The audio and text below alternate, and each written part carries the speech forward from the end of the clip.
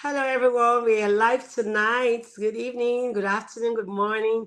So excited to be here. I want to welcome all our guests, all our friends connecting, wherever you're connecting from. I'd like to know where you're connecting, your name, and where you're connecting from. Thank you so much.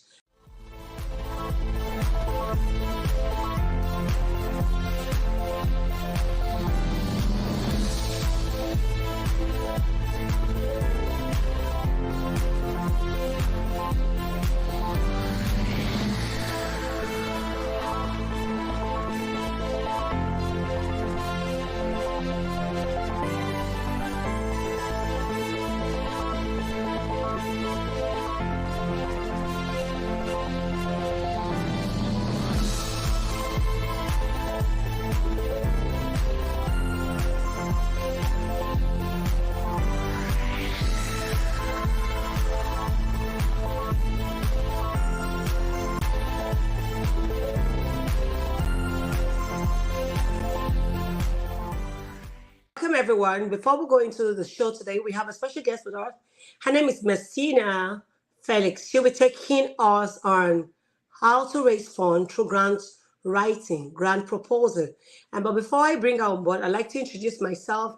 My name is Sandra Uko. I'm a Maxwell Leadership Certified team member, speaker coach, and trainer. I'm a member of the Toastmaster. Your sales as part of over 20 years in the IT industry. I'm also a best-selling author. And today's show is the Money Matter Live, and I want you to get ready to be inspired. With us today, we have Melcina Felix. But before I get her to speak with you, let us start by I'm the founder of Money Matters. We live rich, spread wealth. It's a talk show and a movement that's all about helping people live richer lives as a result of becoming their best versions by being financially literate. And that's it for now, but I want you to relax while I just bring her on board.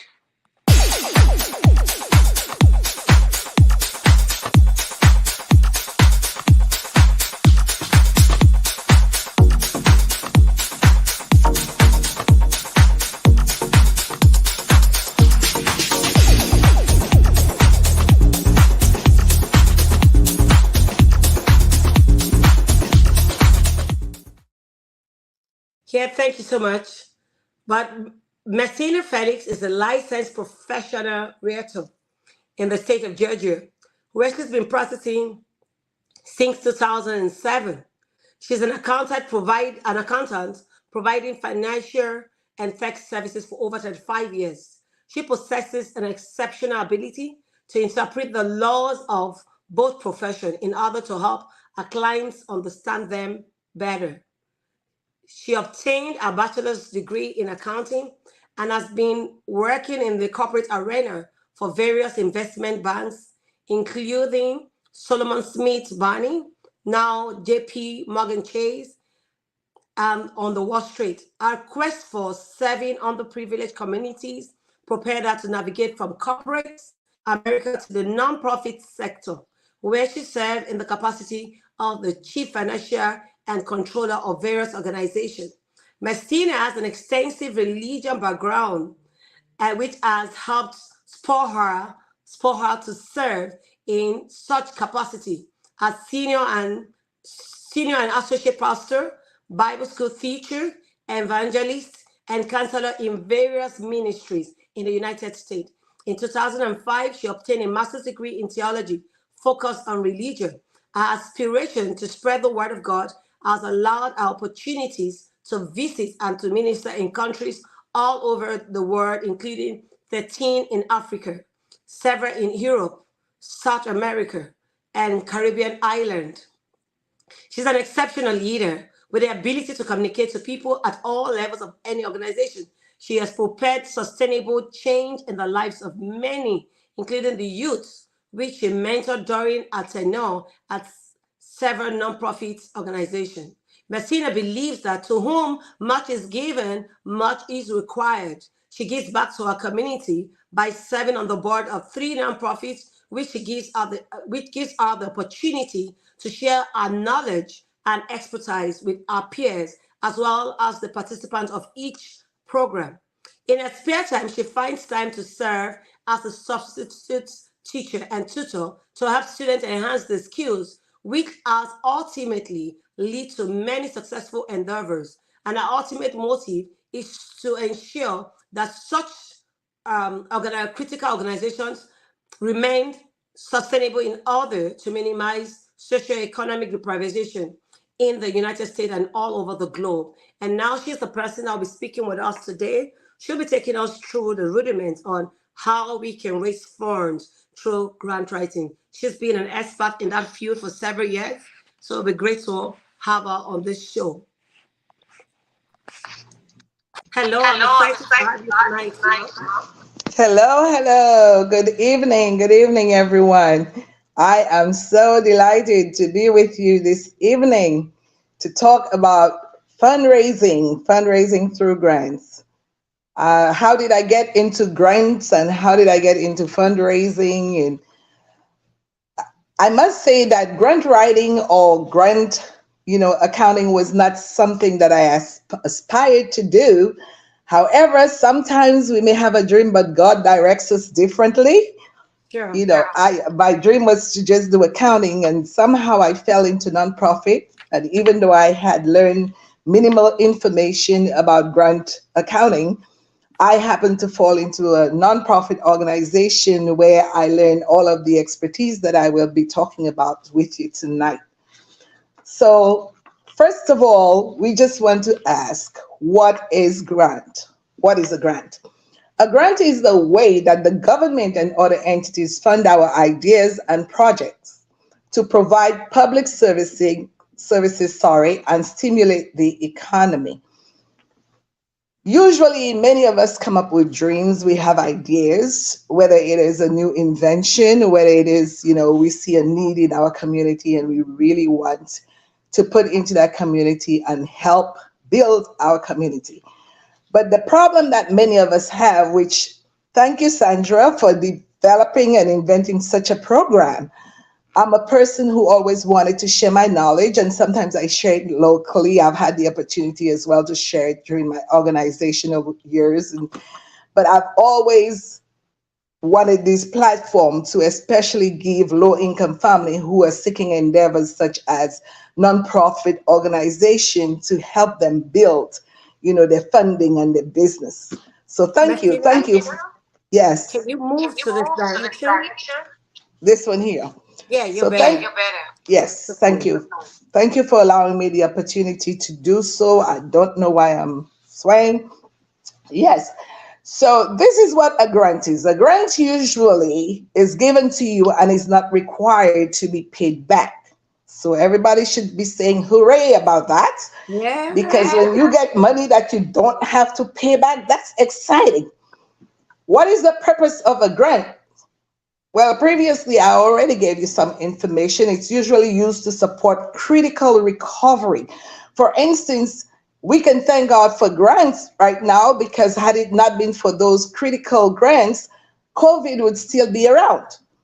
But when our scientists decided that they had an idea to develop a vaccine for COVID, the government jumped right in providing such critical financial support as a grant and gave it to them. So therefore, they were able to do all the research needed to bring about a cure for COVID or a solution to COVID. So this is what grants do. Now, generally, most grants, like I said, are not required to be paid back. That's a hallelujah time. What are some of the businesses that qualify for grants? And a lot of you may not know it and will be surprised, but there are grants for almost everyone on the planet. Okay, so Yeah. small businesses are usually very much in demand. And many of you are struggling and you do not know that these financial resources are available to you, but there are grants for small businesses. Start up expansion business capitals as well. So anybody who's starting a business and you need funding, most of you, the most critical problem is finding capital resources to start your business. There are grants available to you to help start your business. If you're already an existing business and you desire to expand your business, There are also funding or grants available to you to help expand your business. The next sector is home business. Some people have their businesses at home and they think they are left out. No, you are not left out because there are also financial resources available to you. Women owned business, minority owned business is a very, very strong and demanding source that they are looking forward to you to send your applications and get these grants. They need minority business owners. You can go out there and apply for grant. I will further give you more information as to the sites that you can go to and find these grants. Next, we have nonprofit organization. Of course, this is one of the major sectors, so a lot of people are quite familiar with that. Then we have religious institutions such as churches and religious people who provide religious instructions. And we have charitable organizations like Goodwill, Salvation Army, who are people that the government, both the government and the public and private sector, will donate grants to. Now, next, we want to say, what are the different sources of grants available? First, we have the biggest funders, government. Government includes federal, who passes it down to the state passes to the city, and the city to the counties. So that's one of the major source of grant funding, the government. And we'll talk about that a little further down. Then we have foundation grants. What are foundations? As you know, many people are pretty affluent and As they have a part lot of of money. the project, You said you what? have to move this way. Your Yes. half of your pay Many is up. many Awesome. people are very affluent and they have large sums of money. For instance, Trump, Ford, who's someone who developed the Ford motor vehicle or the Ford, vehicle. They have a lot of money and they put a lot of money into foundations to allow smaller entities or organizations to utilize so that they too can build up their ideas. These organizations also utilize these funds for themselves. Why do big entities form foundations? One of the main reasons too is they form this foundation so that they can give money out so that when they file their taxes, they get tax deductions for giving into smaller organizations. So you find people like Ford Foundation, Tiger Woods, maybe Oprah Winfrey, Bank of America, Carnegie Foundation. Carnegie is one of the major theatrical, companies. All of these have foundations from which they pass down funds to other entities that are seeking funds. They want talents. They want actors. They want people who play, musicians. So they will give money out to smaller organizations who are trying to train these people in order that they could develop their skills and one day Carnegie Hall will hire them. The next type of grant we have is corporate grant. What are corporate grants? We have people like Coca-Cola and JP Morgan Chase is a huge corporation, so they too have grants. Citibank is another corporation that has grants to give. So those of you who are out there, especially the small businesses, do not be afraid of picking up your pen and paper and apply for these grants. The last grants, but not least, is what we call endowment grants. Now, endowment grants is a different type of grant. These are grants that are given to millionaires. Many of you know of Leona Hemsley, maybe even Donald Trump. What they do is they have a lot of money that they're leaving behind when they die. So what they do is they will sign on their will or somewhere they will designate these funds that they are leaving behind to companies, like I said, Carnegie Hall. And what they will do, they'll say, do not use these funds, but I want you to put it in a special account and let it build interest. And as it continues to build interest, you will only utilize the interest. These people are giving millions of dollars in funding. So if they give like $1 million, imagine how much interest you can get in a month investing in an endowment fund that is an interest-bearing endowment fund. So for life, they will be utilizing the passive income that this endowment fund is creating, but they will not use the principal amount. And that's how, if you ever listen to Channel 13, for instance, you always hear, and you listen to Masterpiece Theater, they will always announce the entities that are funding them. They'll say this is this particular project or this particular movie or whatever it is that they were, or Masterpiece Theater was funded by Carnegie Hall Foundation or whatever the company is that funded them. So we have quite a bit of source of funding. So if you desire and you have a business, you really desire to apply for these grants, please feel free to do so. And do not deny yourself this opportunity to expand your business, to develop your ideas or initiatives. Now, what is the most popular grant or type of grant? The most popular type of grant is something called program grant. A lot of the government entities, they love programs. What does programs do? Programs help build community. So that's usually the department or the type of grant that is mostly issued for programs. You see a lot of youth, like my daughter, for instance, has a nonprofit organization. The idea came about as she looked around. She lives in Mount Vernon, New York. She looked around and she saw a plethora of young people walking the streets, for the most part doing nothing. And she said, what can I do to help these young people? So during her years in doing her master's program and writing her thesis, she wrote a paper about, her dissertation about how she can help these young people. My daughter is a basketball coach, and she said she came up with the idea, which is what the government loves to fund. She said, if only I could open an entity or an organization and pick these young people off the street and bring them into that organization. And you know how our people love basketball. The young people, that's all they like to play. And she's a coach. What two better things to bring together? So her idea was to bring these young people into this organization, let them play basketball, and provide them with the resources to become better at it. And during the period of training, she's going to help them with the academics.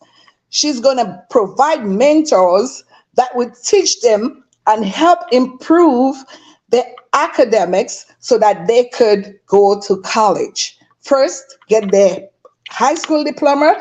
And for 14 years, she has worked diligently in her organization helping young people. She initially started with the girls, because she said, you know what, let me focus on the young ladies, take them off the street. As a result of this endeavor, she's now been funded by Ford Foundation. They provided her with a car, $60,000 car, and has been applying. Sometimes it's a struggle because it's not everybody you apply for who will respond and give you grant, but she has been able to provide help to her community as a result of this endeavor. Okay, so these are the type of grants that the government loves to fund, program grants. If you have a program and it's running effectively, they love to fund these programs. They also, as you know, fund welfare programs, social security, to name a few. Now, where can I find grants is our next question. Where can you find these grants? Because it's okay to say I can apply for grants, but where can I find them? We'll help you. Government grants. Usually to find government grants, I have a website that you can go to. It's www.grants.gov. www.grants.gov. If you would go to that website, you would be able to input your register. First of all, it's a process. You would have to register. To register, you would have to have certain documentation. For instance, you need your federal ID number. You would need a state ID number, or EIN as we call it. When you open businesses, you need to show that. If you're a 501c3, what is a 501c3? It is usually an entity that applies for special exemptions to not pay taxes from taxes. Okay, so 501c3, like my daughter is, she goes and she purchases computers and stuff for her program, and she does not pay any taxes off of these purchases because she's a 501c3. You're going to have to carry the letter around with you, or whatever you purchase for these programs. Once you're an established 501c3, you are not going to pay for these, products or these purchases. Next, let's talk about most corporation will list their grants. Corporation, where to find their grants. Most of them will list their grants on their website, while others like Walmart and Kellogg have separate foundations also. They also have websites, corporate websites that you can go to. And if you look at on the list, or if you look at the status bar, you will notice that they have grants, anyone who's applying for grants, or you could put and key in the word, and it will lead you to where you can go and look at the grants that they have available to you. Small grants like Google and church grants are also available. Like I said before, many 501c3, you will qualify for it. Now, what happens when you initiate an entity, a nonprofit organization? Many of those government grants, they may not be available to you instantly because you have to build credibility or a reputation in order to qualify for some grants. So what will happen if the government has never heard your name, you can't show any proof that you exist, and you just newly open an organization? You may not qualify for some of these major grants. But what you can do is start applying for the minor grants that are available to you.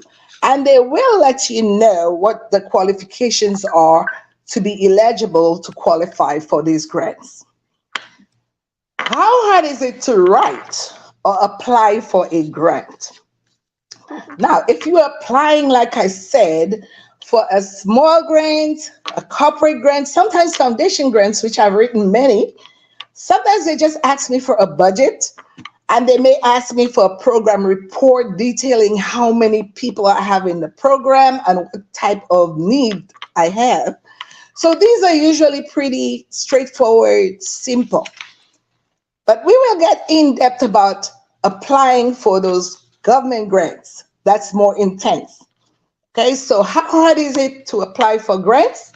Grant writing, or to write a grant, grant writing, especially government, tends to be hard because of the intricacies and the number of components involved. Let me tell you what it requires. First of all, to write a government grant, you have to be a strong writer. You must have strong writing skills. And you must be able to convince the reader that your organization or project addresses an urgent need. When I say being a strong or having strong writing skills, I know some of you do. Some of you write books, and some of you can read, and you can go on and write, because I love to write. But what I found out, writing grants, especially government grants, has certain technicalities, certain languages that must be implemented into your grant. So it's a totally different type of writing. I believe, Sandra, if you see the sample that we wrote, you can tell. Yes, there are sure. ways that, the funder is expecting you to include certain words and certain terms, terminologies in the grant that you must learn. Now, in writing grants, you must have engaging writing styles. Like I said, there's a certain type of style that you write. It's not like just writing but does basic writing skills apply? Yes, because organization, as we learned when we did writing classes during our college years, that would help you a lot if you already know how to write. It's just that you're going to have to learn the formats and the different types of skills required to complete the grant. When writing a government grant, you must be, you know how they say politically correct? You must be grammatically correct. Yeah. And we must say thank God for tools available to us. Even when you write and you're typing a basic, for instance, text, there's a corrector that comes on and lets you know when a word is spelled wrong, when you are writing grammatically incorrect, they will correct you. So we are at an advantage right now, the age. But when I started grant writing back in the days, and doing vouchers, a lot of these tools were not available.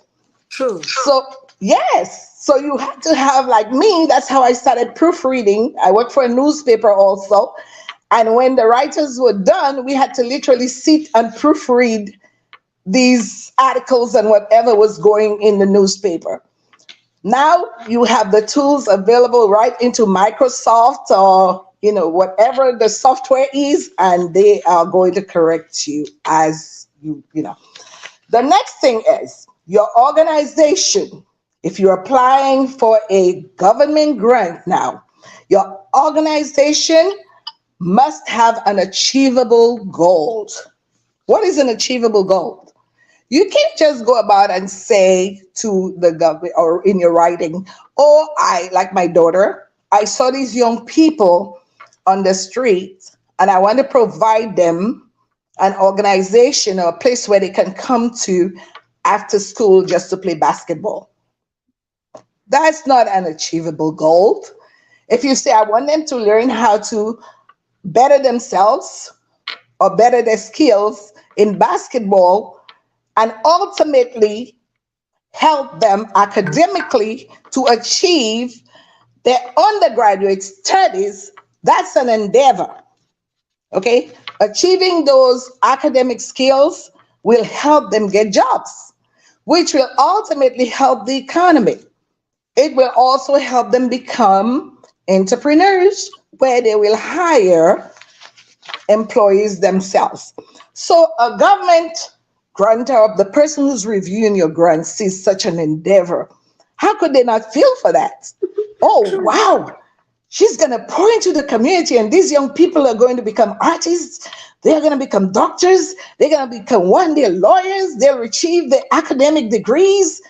Oh, the government loves projects. So when you are endeavoring upon applying for a government funding or government, make sure you have an achievable goal or something that will inspire the funder to give you the money. Not only government, but all funders love achievable goals, and show them that there's a need. That's the other thing. You have to show through your demographics. Go into the community. They will not just fund you in a community where everybody's the medium income is like $50,000. No, they want to ensure that wherever you have placed your entity is an area of need. And how do you find that out? We will talk further about that as I go into the grant writing, or maybe I can tell you now. You are going to do a demographic research. You are going to find out how many kids in the area, like my daughter found out, how many kids in the area were not graduating from college. How many of them were dropping out. My program that I worked for, one of the demographics we used, because what we did, we took young men ages 17 to 24, and we evaluated the community and noticed that most of the young men were not graduating from college. They were incarcerated at an early age, many of them, 16, 17. So what did my founder do? She was a school teacher. She said, no, I must bring an end to that. So she decided to initiate a program where these young men, even after they were incarcerated, we would pick them up from, there, put them into the program, help them get their GEDs because many of them were too old to go back to high school, and after which we would walk them to college. Many of these young, successful young men have come back to the program, given their testimonials about what the program has done for them, which ultimately helped them become business persons, career individuals. We also use their testimony to further help us receive grants. Because if you have something that's successful and the recipients are talking about it and telling their stories, why would the government not want to give you more money? Sure. They want to get people off the street. So what I would do, even I would go to Albany sometimes with about 20 of my young people. And we would go before the senators. And we would go before the big shots in all of the government entities. And we would bring the students. And these students were bold because they are so excited about the program. It's a great program. And they would start telling these senators, we brought them to Washington, D.C. I went to a lot of places as a result of working for this nonprofit. If you see on my Facebook, you'll see me with Senator Christian Gillibrand. She was the senator of New York, and I was chosen to give her an award for helping us get some grants that we had applied for, a thank you award. But we would often take some of these young people to give their testimonials to these key people. And they would share, and the senators would be so impressed to see how successfully we run this program. So that's what you do. But before you get to that stage, you have to ensure that you build a sustainable program. What other means besides government grants can you use to help build your program? I gave you foundation grants, I gave you corporate grants. But before you get to that stage sometimes, let me tell you how you start a nonprofit program. There are other funds that you can attain if you do not have government grants, government funding. Let me interject that when you open a nonprofit, like I have said before, many people may not know you. So they may not be apt to giving you money. Sure. But one thing you can do, most of you use your own funds. Most of you donate your own time. How do you build credibility? Whatever time you put into that organization, you put it into your general ledger. Many of you have a very fortunate to get volunteers. Volunteers is what runs nonprofit. Do not overlook the value of your volunteers. These volunteers, as they give you their time, every hour that they give you is money and resources that they're generating into your company. It's revenue. So what you do is, if somebody decides to volunteer or you decide to hire a volunteer to assist you in your program or your administrative, you put a value to every hour that person gives you. So for instance, Sandra's time is worth, Sandra works for $45 an hour. She's now working for her new organization for $45 an hour because that's what her time is worth. So if you put 40 hours a week times 45, how much is that? You are going to put it as what is called donated services. You're going to put it as donated services because you're donating this service, even though you think it's for free to the organization. It's not for free because not only are you donating time, but you are donating your expertise. And there's a value on that. The next place where you can help build your credibility is you have entities or you have people who may not be able to give you time, but they'll give you computers. They'll give you supplies. And they'll give you much needed resources to help run the organization while you have not built enough credibility to receive grants or funding. You also put that in your general ledger.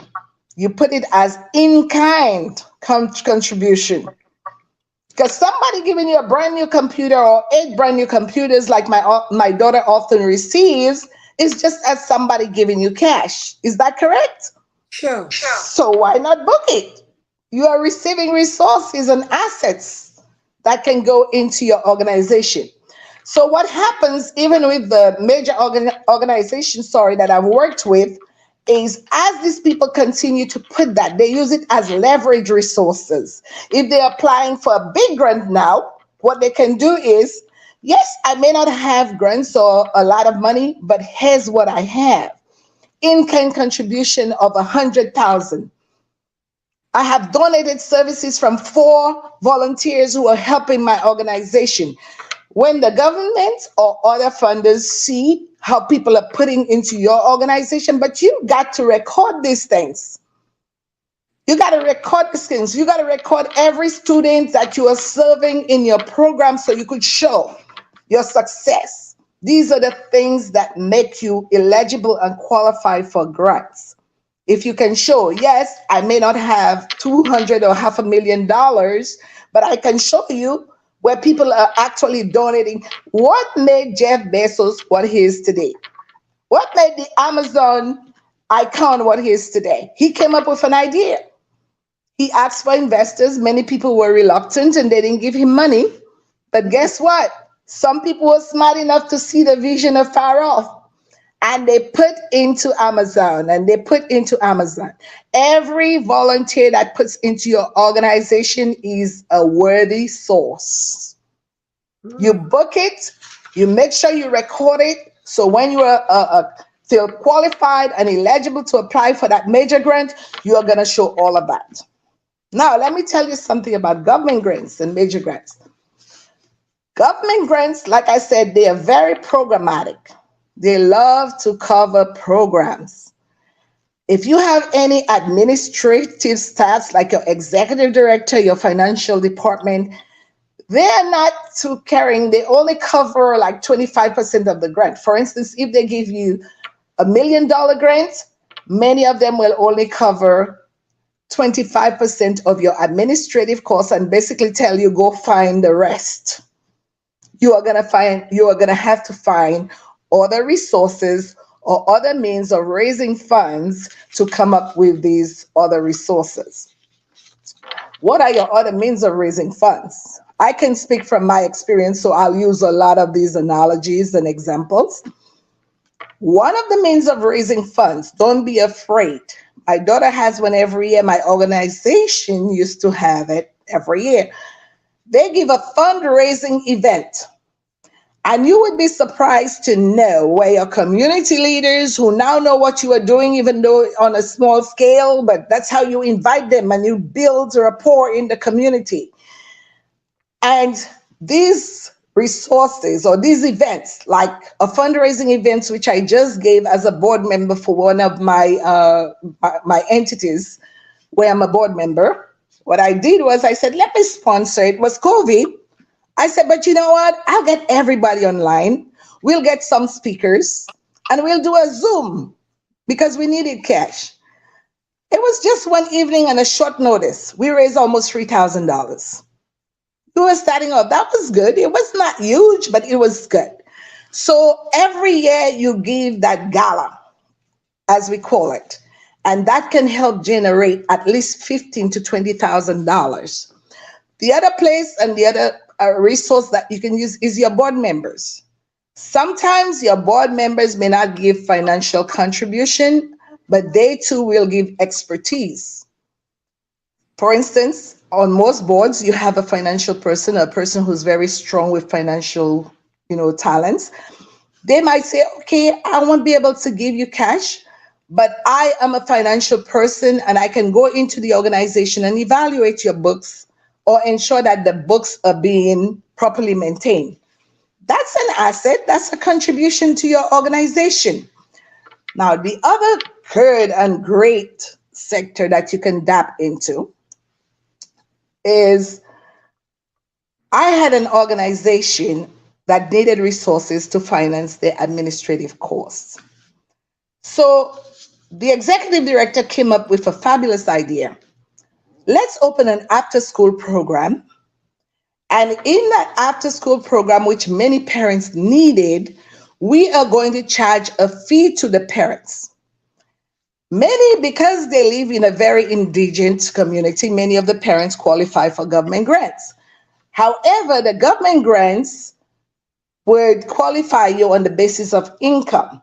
So some parents made enough income that they didn't get a full grant, but they would have to pay cash. So whatever grant was given for that parent, but the cash that came in, that nonprofit organization was able to utilize it into the organization to pay for the administrative costs. Why? Most government grants that you apply for, especially the huge federal grants, they are called restricted funds. What are restricted funds?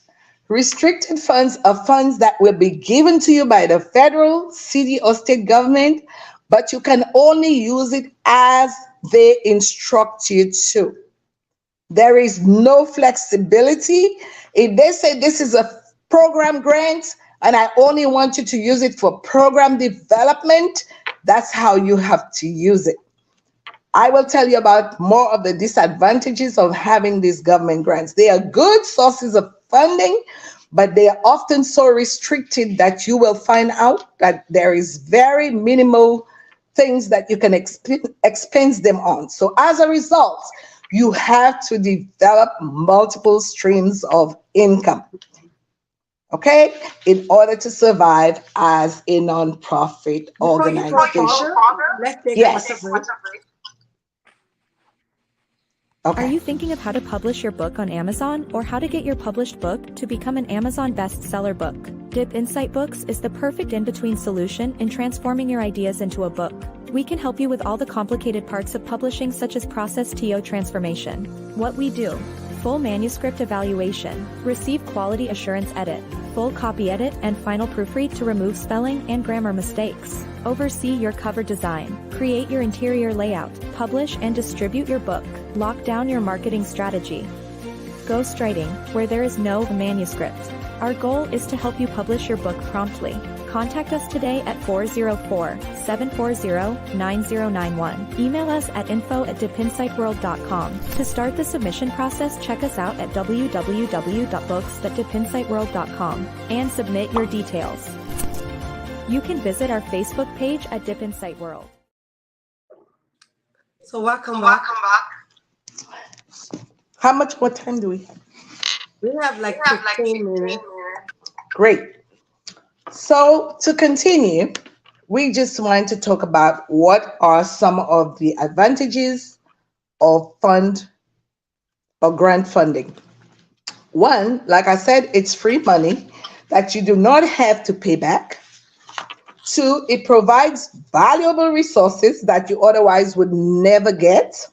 Three, it is a waterfall effect. In other words, it cascades down to the organization, then to the community, and then to the client. And fourth, it helps you gain credibility. What are some of the disadvantages of getting government funding? Time consuming. It is difficult to receive. It is uncertain about renewal. Sometimes a government may fund you $2 million for 2 years, and you were so sure, oh, we got funded. You were elated, and you were able to utilize that grant, and you really think the third year you're okay, you're stable, you got a grant. No, it does not work that way. They might decide the third year to give that grant to some other entity, and you are left stranded trying to find other resources or other source of funding to run your organization. So that's a disadvantage because you are never guaranteed. So government funding, they are never guaranteed. There's a lot of strings attached. Remember I told you about they are very restricted. If you spend government funds in any other way than what it states or the RFP, which is the request for proposal, ask you to spend it, you are going to have to pay back these funds. Many of these government grants, another restriction is you have to have a substantial amount of money or some money of your own, because you're going to have to spend your own money before you get any money from them. So what happens is there's a vouchering system, you spend the money and they call it reimbursement. So you spend your own money. It's not always that they will give you money in advance. Now they are getting a little better where they are giving you advance, what they call advance payments, in order to start the program, in order to pay off your grant writer or whoever was involved in the preliminary or stage or phase of the grant. But for the most part, they want you to spend the money first and then you ask for reimbursement. And what happens if you don't have a sound financial system in place, they will not fund you any money back except to give them every document that they are requesting from you. I had a scenario when I was brought to my last organization where I spent 10 years. When I initially started with the entity, they were getting ready to literally close the door and shut the door because they could not get any funds. They had all these expenses and bills to pay. They couldn't even pay the employees. Why? Because they were reluctant about bringing in a very solid financial person. They got this big grant called Department of Labor grant from the government, and they did not hire the resources required or needed to maintain the grant. Getting the grant is one thing. Maintaining the grant is another sector within itself. So when you first get that grant, yes, you're going to rejoice, but you have to have the right staff in your program department to ensure that the programs are running effectively, because the government is going to come in at least every quarter to audit you. And the way they do it, they don't give you time. They'll call you within a week or two and say, we are coming to perform an audit. So therefore, if you didn't have your financials, if you didn't have your programs running effectively, they call it site visits, where they'll come on site themselves to see how the program, sometimes they'll come unannounced to see if you're, because remember, these funds that they're allowing you to expense are from the taxpayer. And if you know about taxpayers, how they complain about how their money is spent and they monitor their funds, you would know that if the government is giving you taxpayers' dollars, you better know and be on your P's and Q's as to how you maintain and manage these funds. So back to the story I was telling, they did not manage the funds properly. They were getting ready to shut down, but lo and behold, there was a board member who remembered what I did for an organization, brought me in. I was able to, within 3 weeks, bring them in $73,000, which revived them because I knew about grant. I know exactly what had happened once I heard the story. So I went in, and if he was there, the board member, he can tell he's just trying to get me to another company in New York because he knows I create magic and I can bring them back to their feet. So, but that happened. That's the point I'm trying to make, because the entity got the grant, but they did not know how to properly manage the grant. They did not have the proper staff, and they didn't have the proper documentation. Every expense that you spend, you have to have backup. You must have your voucher system. Every invoice has to have copies, of checks. And, so there's a lot that goes into maintaining these grants. Not to mention, if you have 6 grants from the government, which I manage about 7 or 8, each grant requires a different type of reporting. Every funder, and sometimes it can be so annoying. I'm like, why can't they be consistent? And everybody just make you do the same thing. But every funder or each funder is going to give you a different. Some of them want you to do it online, where you enter a system with a password and stuff and do the reporting. Some of them will just have you put in the lump sum number and do a quarterly report and ask for the backup. Some of them want you, like Department of Youth and Community Development in New York, DYCD it's called. They want me to give the entire payroll for the month and every backup for every expense that I'm asking to be reimbursed for. If you miss one document, they will call or they'll send you an email and say, we are not reimbursing this expense unless we get it within 2 or 3 days. If you don't send it on time, guess what? You'll have to redo it next month because they are not going to reimburse you. So that's why I'm telling you that these government grants, they are great sources of income, and you'll be thrilled to have them. But the amount of reporting and the amount of scrutiny that is required is quite significant. So if you ever get a government grant, please be prepared. Have the right people on your staff. Make sure your program manager is experienced because he too has to do a program reporting every quarter, some of them every month. They want you to report on the progress of the program.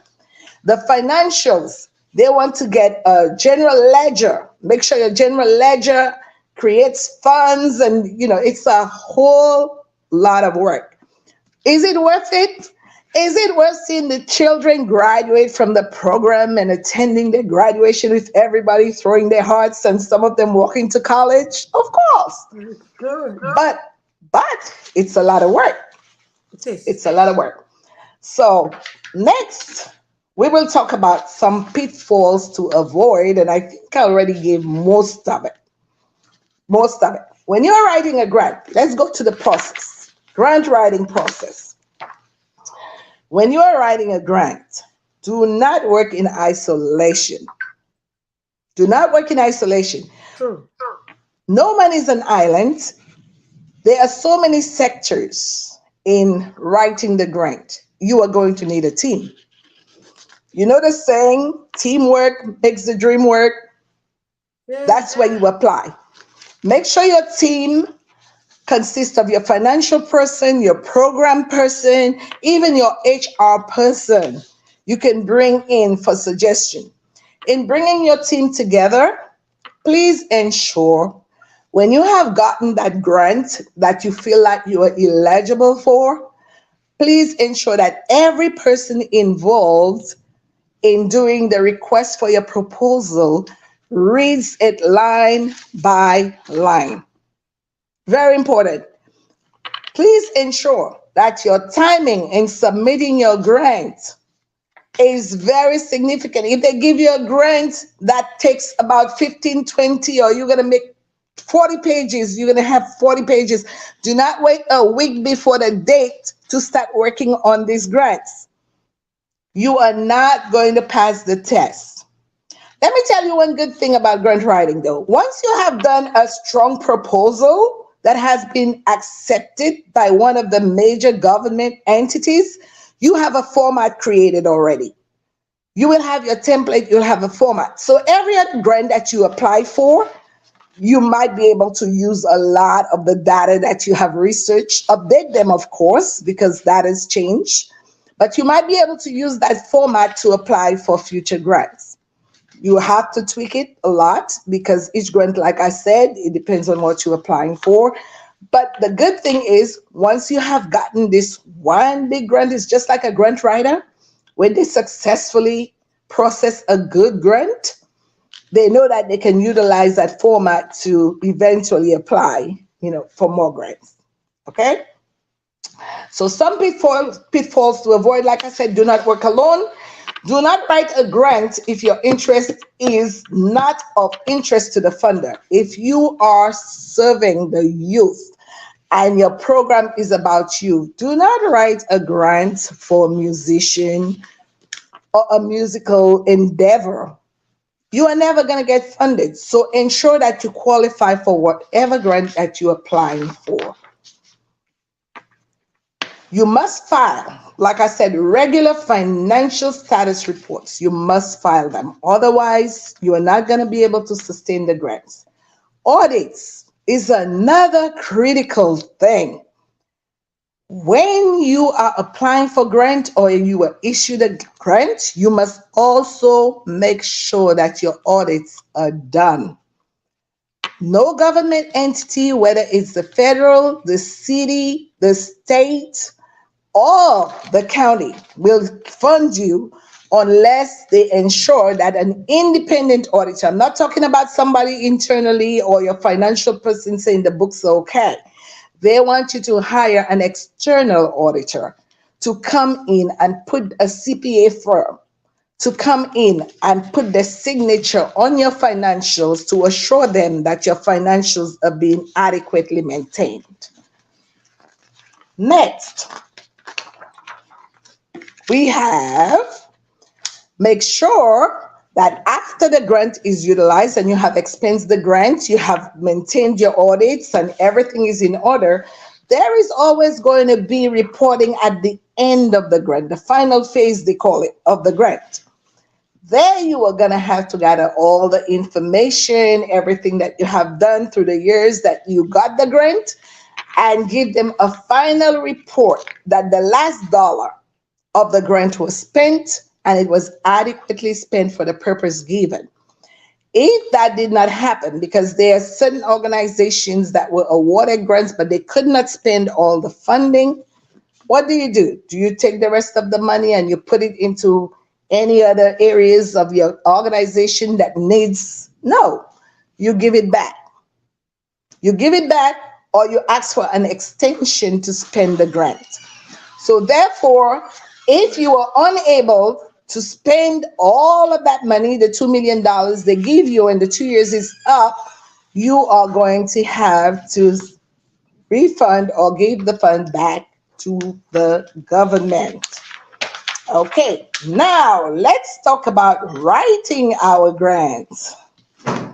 And then we will conclude with that. This has been an exciting session. You said what? Take that. We've done Go ahead, go ahead. We might I come didn't for hear. part two. You said what? We might have to come for part two. Yes, yes, I was just looking and I said it's a lot. So Yeah, if it you want is us a to lot. continue how you should write the grant, the components and Okay. details, Okay, that's going to be, yes, okay, yes, yes. that will be part two, and then bring you up again in August or September. Okay, wonderful, because that's quite a bit of information It's so too. You're gonna, loaded. It's so loaded. yes, we're Thank gonna you go so step much. by step how to write the grant and the components I would. that you, and everything you need, the backup documentation in grant writing. It's been so exciting. I want to say thank you. I wish we could continue, but some people That's split in okay. some other countries because of our friends connecting. So we might have to just, wrap it up in the next 2 minutes. So I want to check if there's any comments or any questions. So should you want, okay, okay. There are actually no questions, but I want to say it's loaded, so mind blowing for me, and I'm sure for our viewers who are online. So I want to thank you for making out time out of your busy schedule. I also want to thank our viewers who are online. Thank you so much. Some of the things I got is there are several grants and there are money you don't want to lose out. You want to get it. So why not write and reach out to get this grant? This is free money. But not all money you can spend without giving an account.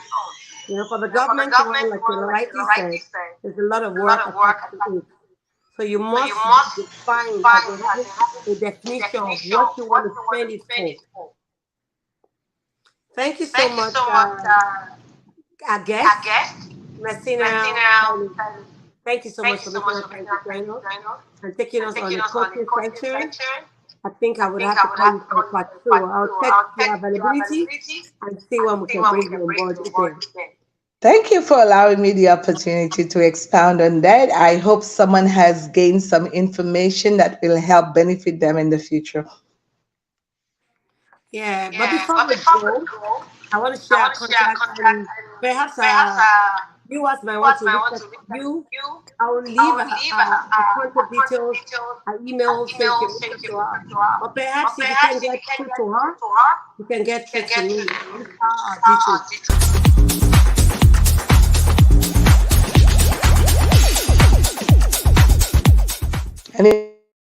So thank you so much. I'll be available. You have a blessed evening. You too.